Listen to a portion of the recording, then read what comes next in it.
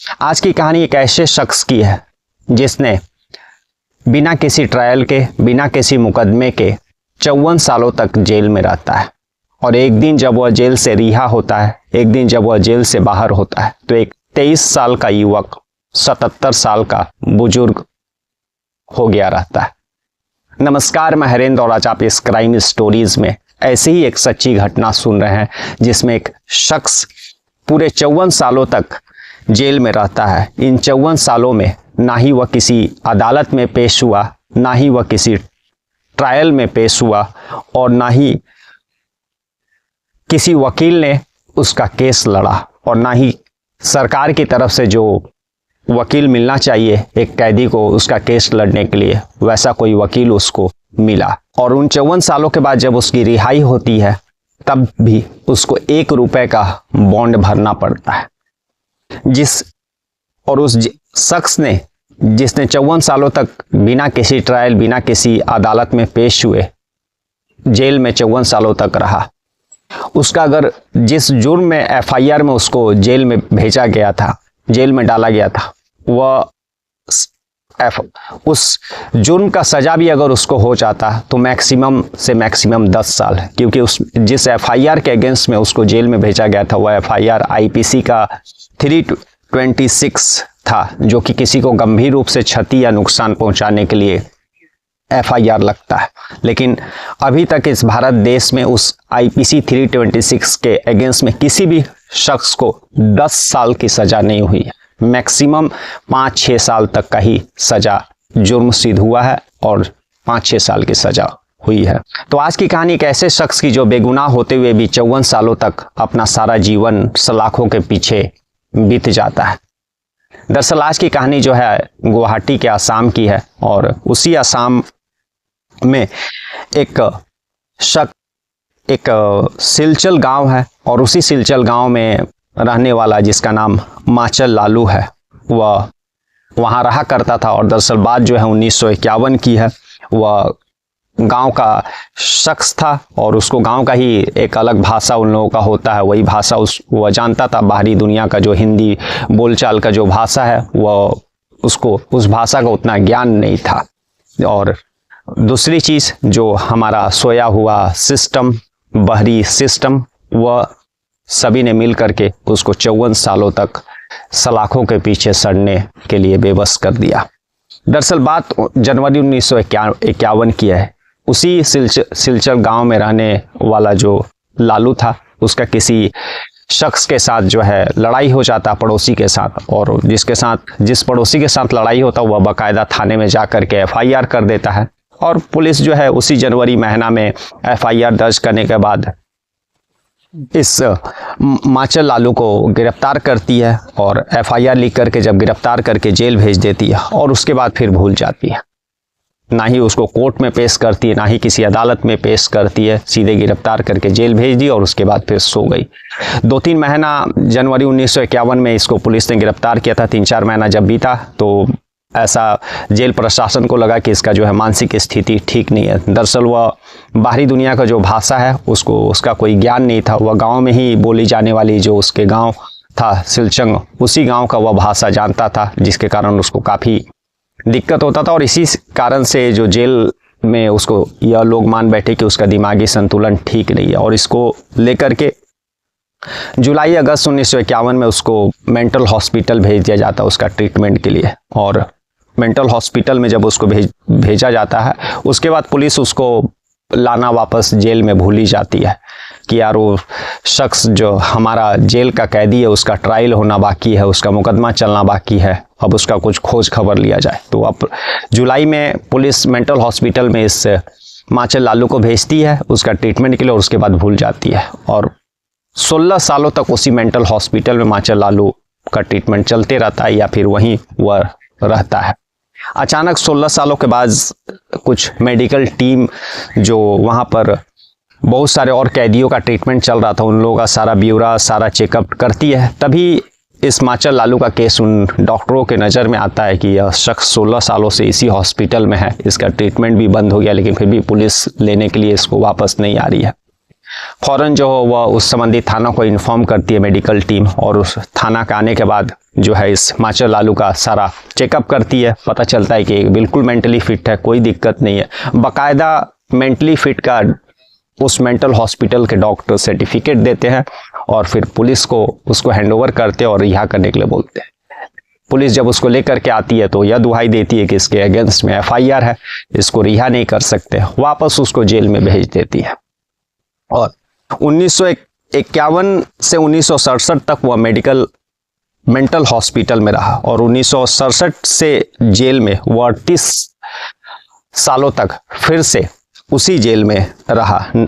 और इस बीच जब वह मेंटल हॉस्पिटल से 1967 में वापस जेल में आया, तब भी ना जेलर ने कभी इसकी सूध ली, यानी पुलिस भी भूल गई, जेलर ने भी कभी सूध नहीं लिया, और ना ही जिसको चोट लगी थी, जिसने कंप्लेन किया था, जिसने FIR दर्ज कराया था, उसने कभी इस लालू की कभी सूध ली, और ना ही उसके घर वाले भी जो है माचल लालू के धीरे धीरे भूल जाते हैं और वे भी कभी इसका फिर पता करने नहीं जाते हैं।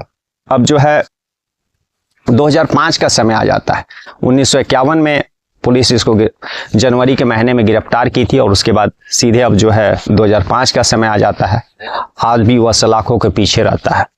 तभी 54 सालों के बाद उसी जेल का एक कैदी जो माचल लालू के साथ मेंटल हॉस्पिटल में उसका भी ट्रीटमेंट चल रहा था, तो वह रिहा हो गया रहता है और उसी मेंटल हॉस्पिटल में समय समय पर अपना ट्रीटमेंट के लिए जाया करता था। तभी जब वह ट्रीटमेंट कराने के लिए गया तो एक और कैदी जो जेल में था वह उससे बातचीत करने लगता और यह बोलता है कि माचल लालू कैसा है, या फिर वह तो रिहा हो गया है ना, क्योंकि वह उसी के गाँव का था।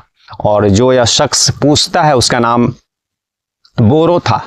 और जब उसको यह पता चलता है कि नहीं माचल लालू अभी भी जेल में है, तो बोरो जो है वह परेशान हो जाता है, क्योंकि उसकी रिहाई हो गई रहती है, उसके और साथी की रिहाई हो गई रहती है, लेकिन जो है माचल लालू का जो केस था वह तो और भी कम सजा का था, तो वह क्यों नहीं अभी तक रिहा हुआ। वहाँ से हॉस्पिटल से बाहर निकलने के बाद जो है वह एक जो ह्यूमन राइट्स एक्टिविस्ट जो रहता है उसी के गांव शहर के, उसके पास जाता है, उसको सारा वाकया बताता है कि उसका दोस्त जो है 1951 से जेल में है।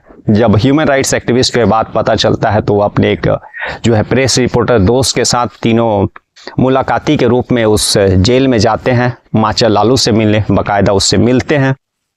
और जब माचल लालू अपने गांव का जो दोस्त बोरो से जब मिलता है और जब बोरो उससे अपनी भाषा में, अपने गांव के भाषा में बात करता है तो माचल लालू का दिल खुश हो जाता है। इन 54 सालों में पहली दफ़ा उससे किसी ने उसकी अपनी भाषा में बात की, तो माचल लालू सारा चीज़ बताता है और फिर ये लोग सारा चीज़ बात करने के बाद वहाँ से निकलते हैं। और अगले दिन जो वह प्रेस रिपोर्टर रहता है इस माचल लालू का सारा जीवनी न्यूज़पेपर में छाप देता है। जब यह न्यूज़पेपर में छपता है तो खुद लोगों को यह सारी चीज़ें पता चलता है और वही ह्यूमन राइट्स एक्टिविस्ट जो था वह सुप्रीम कोर्ट के चीफ जस्टिस जो रहते हैं उनको भी लेटर लिख देता है। और बाकायदा जो उस स्टेट के ह्यूमन राइट्स कमीशन रहती है वह भी इस मामला को संज्ञान लेती है और लेटर जो है चीफ जस्टिस ऑफ इंडिया जो सुप्रीम कोर्ट के जज रहते हैं उनको लेटर लिखती है। जब लेटर चीफ जस्टिस के पास यह पहुंचती है कि शख्स गुवाहाटी के असम के जेल में जो है पिछले 54 सालों से बंद है और वो बेगुनाह है, तब तुरंत चीफ जस्टिस जो है गुवाहाटी हाई कोर्ट के पास जो है आदेश देते हैं कि जो माचल लालू है उसका क्या स्टेटस है तुरंत बताने के लिए। और जब हाई कोर्ट सारा यह चीज़ पता करती है कि कौन शख्स है माचल लालू जो जेल में जो है 54 सालों से बंद है और ना ही कभी उसका पेशी हुआ, ना ही कभी ट्रायल चला, सारा जब मामला का रिपोर्ट जो है चीफ जस्टिस ऑफ इंडिया के पास जब जाता है तो वह तुरंत जो है गुवाहाटी हाई कोर्ट को यह आदेश देते हैं कि उस शख्स को एक दिन भी जेल में रखना जो है कानून का धज्जी उड़ाने जैसा होगा, उसको तुरंत रिहा किया जाए।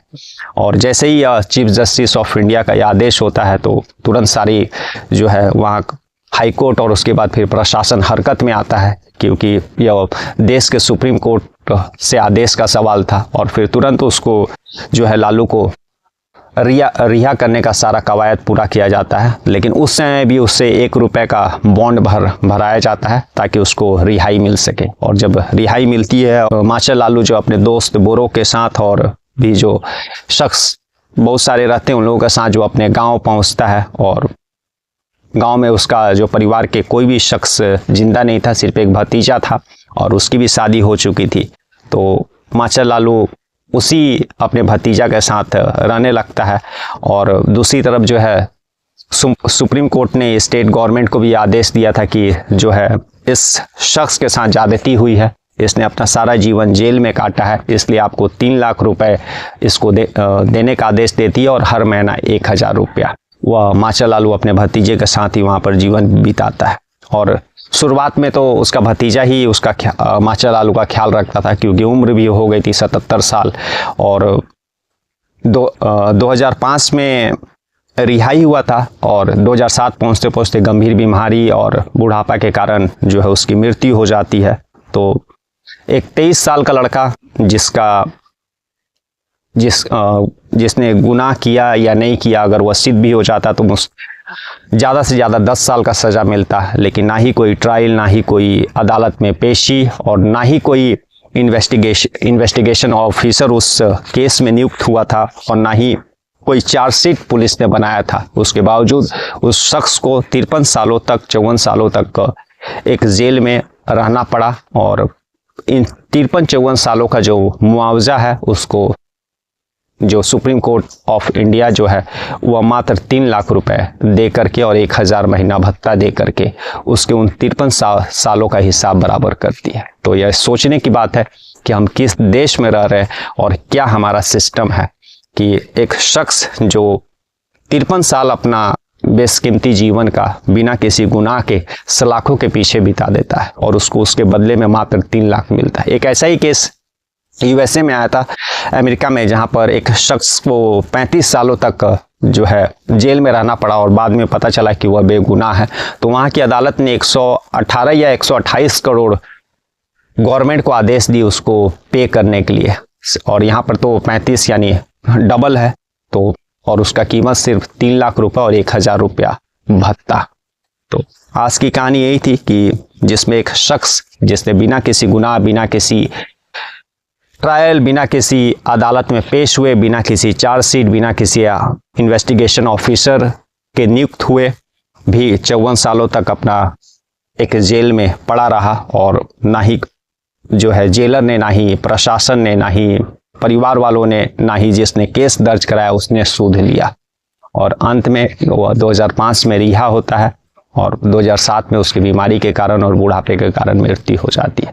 तो आज की जो कहानी सुनाना किसी को परेशान करना, हर्ट करना नहीं था, लेकिन आज की कहानी अजब है। मतलब ऐसा सिस्टम कि हमारा जो कानूनी सिस्टम ऐसा है कि जिसका आई थिंक यह एक उदाहरण, ना जाने ऐसे कितने केसेस हैं, कितने ऐसे माचल लालू हैं जो आज भी दर्जनों वर्षों से सलाखों के पीछे हैं, बेगुनाह हैं, ना ही कोई उनके सूद लेने वाला है, ना ही कोई उनका जो है जानकारी लेने वाला है।